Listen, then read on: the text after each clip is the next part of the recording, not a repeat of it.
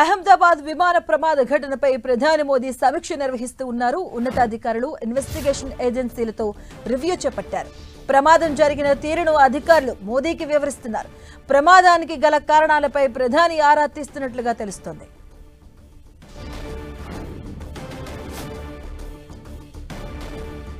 అహ్మదాబాద్ విమాన ప్రమాద ఘటనపై ప్రధాని మోదీ సమీక్ష నిర్వహిస్తూ ఉన్నారు. ఉన్నతాధికారులు ఇన్వెస్టిగేషన్ ఏజెన్సీలతో రివ్యూ చేపట్టారు ప్రధాని.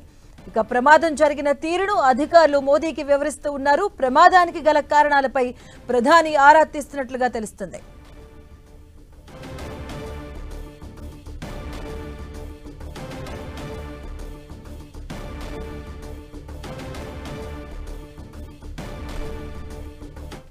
ఇక అంతకుముందు అహ్మదాబాద్ లో ప్రమాదం జరిగిన ప్రాంతాన్ని ప్రధాని మోదీ పరిశీలించారు.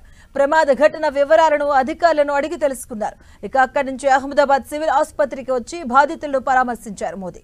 ఇక వారి ఆరోగ్య పరిస్థితిపై వైద్యులను అడిగి తెలుసుకున్నారు. ప్రమాదం నుంచి ప్రాణాలతో బయటపడిన ఏకైక విమాన ప్రయాణికుడు ఇక రమేష్ విశ్వాస్ కుమార్ ను ప్రధాని మోదీ పరామర్శించారు.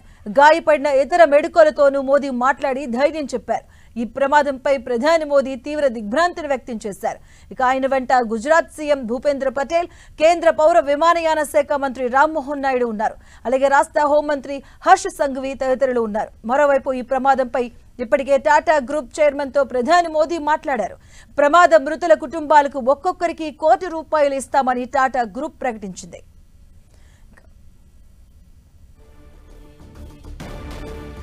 ఇదే అంశానికి సంబంధించిన పూర్తి అప్డేట్స్ మా కరెస్పాండెంట్ గోపి అందిస్తారు. గోపి,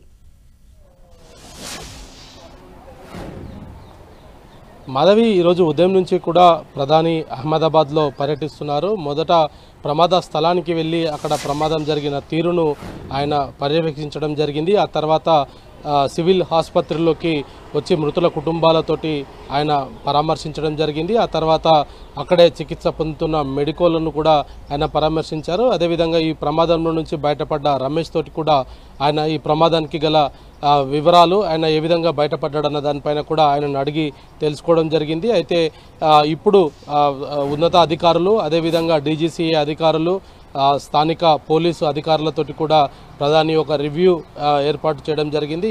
ఆ ప్రమాదానికి సంబంధించిన అంశాలను అధికారులు, డీసీజీఏ అధికారులు కూడా ఇన్వెస్టిగేషన్ ఏజెన్సీస్ కూడా ప్రధానికి వివరిస్తున్నారు. ప్రమాదం జరిగిన తీరు ఇప్పటికే డీజీసీఐ ఓ ప్రాథమిక అంచనా కూడా రావడం జరిగింది. ప్రమాదానికి గల కారణాలపైన దాన్ని కూడా వాళ్ళు ప్రధానికి వివరిస్తున్నారు. అయితే ఘటన జరిగిన తర్వాత అనేక పరిణామాలు అయితే చోటు చేసుకున్న పరిస్థితి ఉంది. సివిల్ ఆసుపత్రిలో శవాల ఏదైతే మృతులు ఉన్నారో వాటికి సంబంధించిన DNA పరీక్షలు కూడా ఈరోజు ఉదయం నుంచి కొనసాగుతున్నాయి. అయితే ప్రధాని వస్తున్న సమయంలో కొంత ఆ రూట్ అంతా ఆపివేయడంతో బంధువుల్లో కొంత ఆగ్రహం అయితే వ్యక్తం చేస్తున్న పరిస్థితి అయితే ఉంది. మేము తిరగడానికి రావట్లేదు, మా కుటుంబాలలో ప్రాణాలు కోల్పోయిన వారి కోసం మేము వస్తుంటే మమ్మల్ని ఆపివేస్తున్నారంటూ కూడా కొంతమంది మీడియాతో మాట్లాడడం కూడా చూసాము. అయితే ఈ యొక్క సివిల్ ఆసుపత్రిలో ప్రస్తుతం DNA టెస్టుల అనంతరం మృతులకు సంబంధించిన వివరాలను కూడా అధికారులు అధికారికంగా వెల్లడించే అవకాశాలు అయితే కనపడుతున్నాయి. ఎన్ని DNA టెస్టులు జరిగితే వాటిని నిర్ధారించుకున్న తర్వాతే కుటుంబ సభ్యులకు అప్పజెప్పనున్నారు. ఆ తర్వాత ఇటు ఇప్పటికే క్షతగాత్రులకు సంబంధించి కూడా ఎవరైతే కాలిన గాయాలతోటి కావచ్చు, లేదా ఒక్కసారిగా కుప్పకూలిపోవడం, ఆ ఫ్లైట్ పడిన తర్వాత శిథిలాల కింద చిక్కుకున్న వాళ్ళు కూడా కొంతమంది ఉండడంతో వాళ్ళకు మెరుగైన వైద్య చికిత్స అందించేందుకు కూడా ఆసుపత్రి వైద్యులతోటి కూడా ప్రధాని చర్చించడం జరిగింది. పూర్తి స్థాయిలో వైద్యాన్ని అందించాలంటూ కూడా ఆయన వైద్యులకు సూచించినట్టుగా తెలుస్తుంది. టాటా కంపెనీ కూడా ఇప్పటికే ఈ యొక్క వైద్య ఖర్చులన్నీ కూడా తామే భరిస్తామంటూ కూడా ప్రకటించడం జరిగింది. మృతుల కుటుంబాలకు ఒక్కొక్కరికి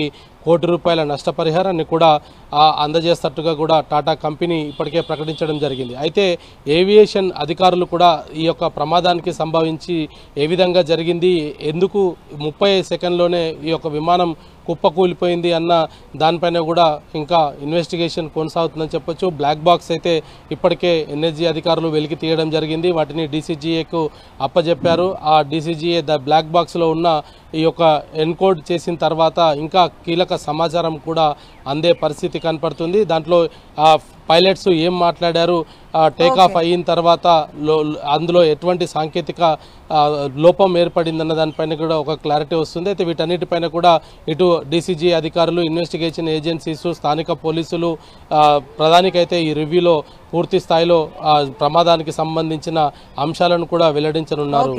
థాంక్యూ గోపి.